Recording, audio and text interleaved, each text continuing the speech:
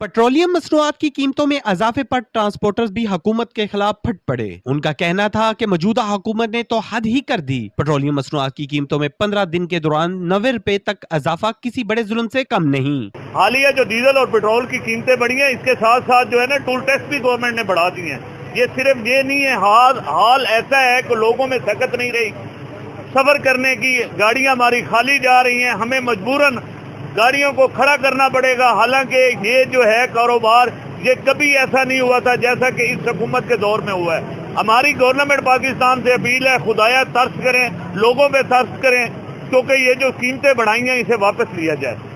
Transporters की तरफ से किराए बढ़ाने पर सफर करने वाले अफराद भी परेशान हैं। मुसाफिरों का कहना है कि वजीर आजम शहबाज शरीफ ने कहा था कि अपने कपड़े बेचकर भी पाकिस्तान को दुरुस्त करूंगा। अब तो ऐसा महसूस हो रहा है कि आवाम के कपड़े उतरना शुरू हो गए हैं। ਅਸੀਂ ਰੋਜ਼ਾਨਾ ਦੀ ਬੁਨਿਆਦ ਤੇ ਸਫਰ ਕਰਦੇ ਹਾਂ, ਰੋਜ਼ਾਨਾ ਸਫਰ ਅਸੀਂ ਪਰੇਸ਼ਾਨ ਹਾਂ। ਦੇਖੋ ਜੀ ਕਿਰਾਇਆ ਜਿੱਥੇ 50 ਰੁਪਏ ਦੇ ਜਾਂਦੇ 100 ਰੁਪਏ ਜਾ ਰਹੇ, ਡਬਲ ਕਿਰਾਏ ਨੇ, ਡਬਲ ਵਸੂਲੀਆਂ ਕਰ ਰਹੇ ਨੇ ਸਾਡੇ ਕੋਲੋਂ। ਇਹ ਗਵਰਨਮੈਂਟ ਕਰਾ ਰਹੀ ਹੈ। ਗਵਰਨਮੈਂਟ ਲਿਆਦਾ ਆਪਣਾ ਕੰਟਰੋਲ करे इस चीज से।